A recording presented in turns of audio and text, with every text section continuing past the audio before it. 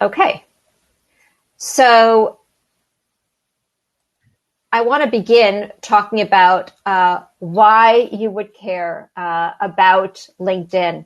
I'm really glad that this was mentioned before I even began. And I know as scientists often, it's maybe not intuitive that LinkedIn would be a fabulous place for you to be. And I would say that the only people who I don't think really need to be on LinkedIn are those who are in the entertainment business, because they've got all sorts of other social media channels they can use. For you as scientists and professionals, it is critical to be there. And what I tell people is what I wrote in my first book, which was Digital Influence for Baby Boomers, Why You Should Care, and Yes, You Can Do This, is so much now is done professionally on LinkedIn that if you are looking for your next position, if you're looking for funders, if you're looking to start a venture, be involved with a venture, meet other really interesting people, if you're not on LinkedIn, it's sort of like not being in the virtual room. And I think all of us as professional women want to be at least in the room. So I encourage you to think about, and I'm going to show you some ways to use LinkedIn to your advantage in order to move yourself forward professionally. I think certainly as a professional woman, I'm always looking for ways to sort of navigate that special landscape of being a woman professional and how I can use the power of my network to help others, because givers gain, as they say in networking groups. It's always great to help others, and it does come around. So let's begin. When I talk about marketing, when I think about marketing, what I want you to think about as we move forward is your why. Why did you get into this very interesting area of quantum computing, quantum in general? Did you want to do it since you were, 8 years old? Did you suddenly discover something when you were in high school or college, or even maybe doing graduate work that just you thought, this is where I need to be? Why? Why are you here? Why are you devoting your life and your career to this? Because I'll tell you, people don't hire you, don't give you funding because of what you do. They do all that because of why you do it. There's a very interesting talk by a man named Simon Sinek that I really recommend you all see. It's 10 minutes at most. It's on YouTube. And he says, start with why. It's a TED talk that's been sort of edited, so you get the good points. And he talks about why we'll buy anything from Apple, but if some other company in tech gets into other areas, we may not buy their products. And it's because Apple has its passion, helping great innovators, people who change the world. That's their why. And then whether it's, making earbuds or phones or computers, whatever Apple makes, people will buy it because they believe the why. So I really encourage you to take a look at that little video when you have a moment. And the reason is this, especially you as scientists, this may be a little difficult to deal with in your career. But the reality is emotion drives decision-making. That's a scientific fact. So there were neurologists who studied people who had brain damage in the areas of the brain that are the emotional areas. And the people who had this type of brain damage, they were perfectly normal, except their emotional state, that they had none. And interestingly enough, they could not make decisions. So we now know, they've mapped out that where you make your decisions is in the emotional area of your brain. So that's why all sorts of facts may be in front of you, but you might think, but this doesn't feel right, or it feels different. That's why people talk about how it feels when they make a decision. It just felt right. It felt like the right thing to do. I felt pulled in that direction. So what we tend to do is we tend to be emotionally motivated, and then we bring in all those facts behind us to support what we feel emotionally pulled towards. So knowing that, it's important for you to help to articulate why you do what you do, because whoever the next person that you want to hire you, the next venture capitalist you want to fund you, the next teammate you want to join you in a new venture is going to make that decision on an emotional basis. And you want them to feel pulled towards you emotionally. People buy and go and move towards what moves them with their hearts. So if you are solving problems for the world, for your clients, for your company, it's important for you to let others know why and how and what you're doing for them. People don't buy products, they buy solutions. I'm sure you've probably heard that. People, when they're looking to hire that next person, they want to hire someone, they want to feel good about that hire, and they want to know that person is going to solve their problems. Whether it's, taking care of issues in your role, or answering problems, or moving problems forward. You need to share that you love being that problem solver. And again, why you do what you do. So, having shared that with you, of course, here's my why. My why is seeing others succeed through the value I add to them is a dream come true on a daily basis.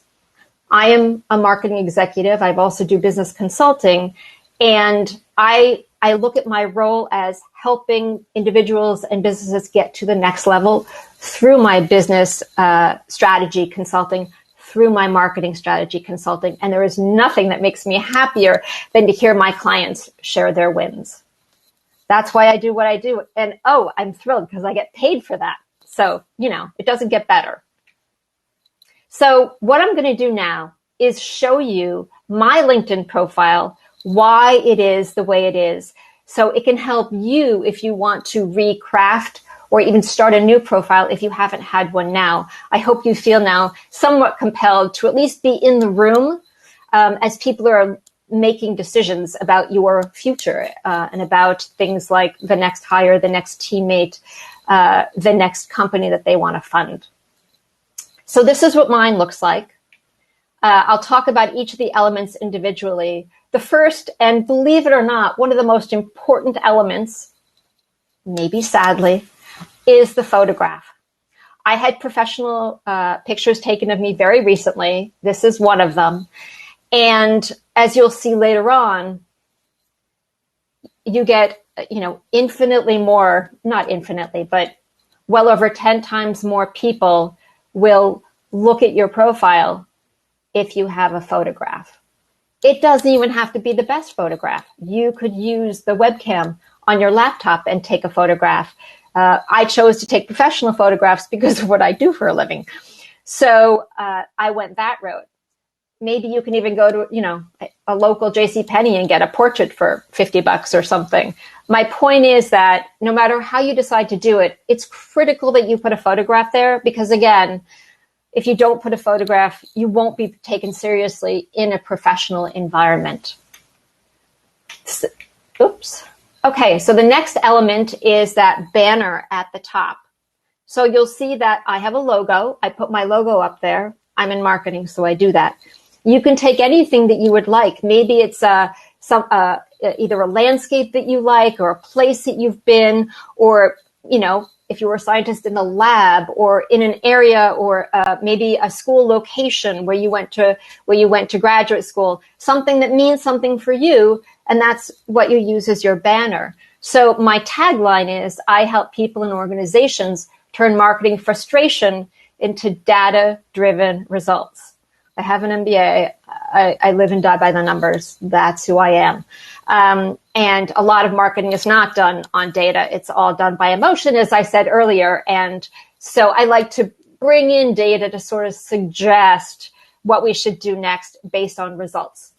So I've now said why I'm different than others. And then I go further.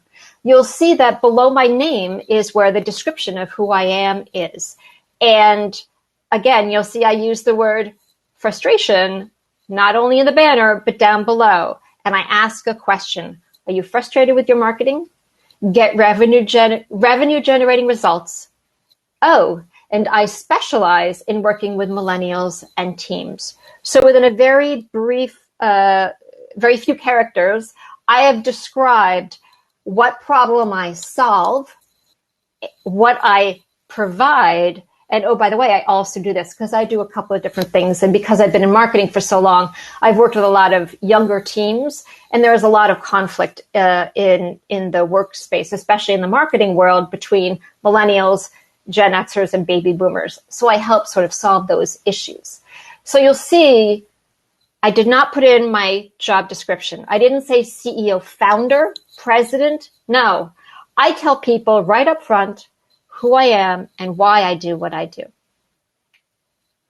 You'll also see what I call their social points of reference. So there are people who care about the fact that I went to Columbia University. So since I did, let's put it there. I got my MBA there. I also am part of a larger group of women called 5 Points of Light. And as a team, we are trying to transform the events and conference industry. And then, of course, I have my own website. So if any of these apply to you, and I believe in the scientific in the world, credentials do help. Make sure that they are prominently displayed, that you include them in your LinkedIn profile. Okay. So here's the About Me section, my why. Again, I told you that in the slide. I use the exact same wording. This is my why. Seeing others succeed through the value I add to them is a dream come true on a daily basis. There's nothing that makes me happier than to hear my clients share their wins. That's why I do business strategy and marketing strategy consulting. Okay? So again, be very clear about your why, and then it's also important to have a CTA, a call to action. Here's my call to action. You can think about what yours would be. My call to action is, if your marketing agency or team isn't generating the results you want or need, or you're experiencing issues with millennials who work for you, or you are a millennial who's frustrated with older workers, email or call me to set up some time to talk about it.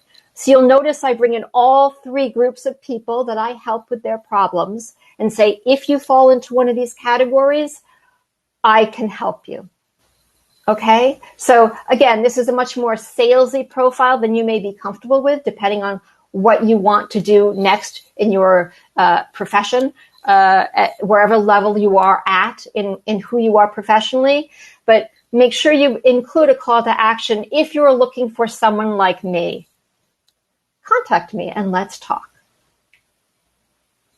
Okay, so this is the first. So then in LinkedIn, you go down to, what job do you have now? What's your current role? Okay, and a lot of people put in their current role. As I said, I don't do that, and I recommend that you don't do that necessarily. Is your role analyst? Is it assistant professor? Sure, that's important to include somewhere, but what do you really do? What do you do? I help companies maximize their marketing team's potential and results. This is what I do. Do you have a problem with that? I can help you with that. So I do digital marketing and strategy consulting. It's got how long I've been doing it. Note, I have a book available on Amazon. I'm about to publish actually my second book. So if you have a book and you're a published author, or a paper that's been published, make sure that you make that very clear. So again, that social reference is really important to legitimate you in other people's eyes. So again, more about my experience, what I do. I help people do these things. I'm not going to read it out loud. I think you've gotten the idea so far. So when I was talking to Andre about this topic, he sent me a link to a great article. So I thought I'll just clip it and share it here. If you're an entrepreneur or even a business professional working on her own career, your network is your biggest asset in that personal pursuit. So if you look at startups, these are all from that paper that I've clipped from, Their top networking tools professionally are, of course, as you can see in the US, LinkedIn. And internationally, it's a little lower, but it's still higher than Facebook or WhatsApp. If you are a professional, I highly recommend that you are present on LinkedIn. You want to be in the room. Founders and investors use their networks for different things like fundraising, talent sourcing, and looking at approaches in the US versus internationally, these just show the differences in terms of how professionals in the US use LinkedIn for talent sourcing, investing. And I think this particular paragraph says it best. So that's why I've included it here. Venture capitalists, customers, potential employers, as well as employees, will use LinkedIn to check you out. It's like having a resume. It's like a business having a website. You just need to be in the room. It's very important. And you should do the same for others. You should see what their LinkedIn profile is, what makes them tick, what they've done recently, what they've published recently, who they're connected to. This is what people use LinkedIn for. It's like, are you in or are you out? And this particular fact is really telling. Professional headshots tend to get 14 times the number of views as those without. This is why I said, for better or for worse, it's really important to have your headshot included in your LinkedIn profile. So I want to be cognizant of the time here. We're doing okay. I do want to have a little time for questions at the end. I'm going to walk you through what a LinkedIn profile looks like, how you can use the LinkedIn tool to your advantage. So if you look, this is what my LinkedIn tool looks like when I pull it up. So you can see there's my network there. And also I boxed out my connections and my contacts. And the difference between the two of those is connections are people who are connected to me. This is the number you care about. Your connections and the connections of others that you might want to connect with, right? Their second and third connections who they can introduce you to. Contacts is just the number of people that have either reached out to me or I've reached out to them, but not all of those are connections. You may reach out and the person doesn't want to connect with you for whatever reason. Don't take it personally, just move on. So over time, you can grow your contacts. So I'm going to show you how you can search within your network to your advantage to answer certain questions. If you're looking for who do you know who does what? Who do you know who is someplace? So these are all the filters that you can search on in LinkedIn. Your first connection, it means I'm connected to you. A second connection is you are connected to Amy. I want to meet Amy. Can you introduce me to Amy? That's my secondary. And then third would be, now Amy can connect me to someone that she's connected to. That's the third degree of connection. You can look for people who are connected to Amy if you're connected to her now. You can look by location, by company, by past company, by industry, although I will tell you that this is not LinkedIn's strength. They don't have all industries here. So, in a very specialized area like quantum computing, it may be hard for you to find someone in that slice. And by language and schools. So I'm going to show you sort of a very inexact way of searching because I want to show you what can happen, good and bad. So I decided I typed quantum into my profile, and this is what came up. These are all my choices, okay? And when I search for people, you'll see here this people I searched with the word quantum. Well, Denise came up because we're connected, but also these other people who are totally not involved in quantum computing. So you need to be very specific. If you've heard the term with data garbage in, garbage out, you need to be very specific in terms of the terms and phrases that you use to search in LinkedIn. So I don't want you to get frustrated. I just want you to understand that the algorithm only works as well as what, it has and what you put in. So I'm going to give you some homework now. I want you to really think about your profile. Write it, rewrite it, but think about it based on your why and the problems that you solve for your employer, your next employer, your if you're heading up a new company, for your client or customers, so you can get funding from venture capitalists and others you may be going to for funding, and only for you, so please don't share. If you send me your profile with your why, I will set up 20 minutes to talk with you about it and to walk you through it and to help you hone it. This is for this group only. Please don't share this. This is for you. So thank you very much for having me here today. This is my contact information. If you'd like to reach out to me, Janet@janetgranger.com. And I'm going to stop sharing now. So hopefully that will work.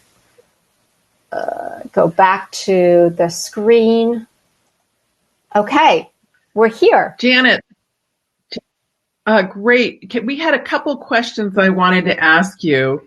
Okay. Should you add everyone who sends you an invite on LinkedIn? So Catalina asked that.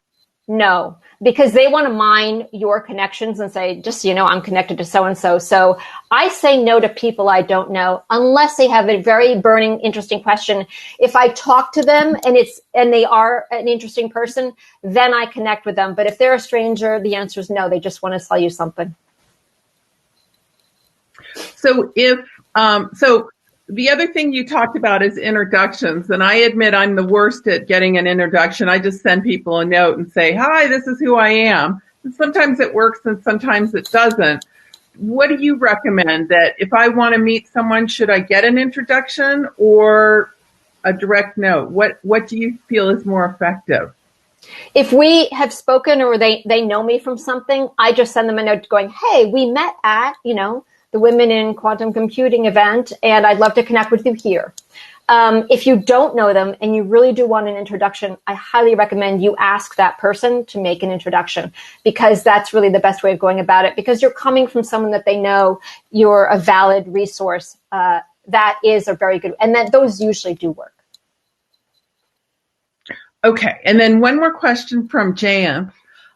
When people search for a job, do they search on the title? Or if I'm looking to hire someone, a quantum chemist, let's say, is that searching on titles, or how does that pull up? Yeah, so recruiters often search not on titles, but that's where your skills come in. You want to maximize those skills and list what you know and what you're good at. There is an entire section of skills that you'll want to look at and put those buzzwords in your profile so they can be searched on. Okay. Danica, Andre, do you have any questions? I have a comment. Janet made one of what I think is the most important points in all of enterprise sales when she said that buying decisions are emotional. Janet has been in enterprise sales for a long time. She started very young. I've been in enterprise technology for 20 years. And I think that is the most profound insight. Many times when you tell companies that a purchasing decision is emotional, I say, yeah, that's fine, but I work in enterprise AI and it doesn't apply to AI. Or I work in enterprise blockchain, it doesn't apply. It applies to everything else, not to blockchain. I'm sure a lot of you thought that that's a great point, but it doesn't apply to quantum computing. I will challenge you. Go to Rigetti.com. Rigetti, Janet, is probably the most renowned quantum tech startup in the space. They just raised $80 million and launched a new website this week. Mm-hmm. Go to Rigetti.com, take a look at their new website, and send us a message saying what you see, what you feel. There's no how, it's all emotions. Okay.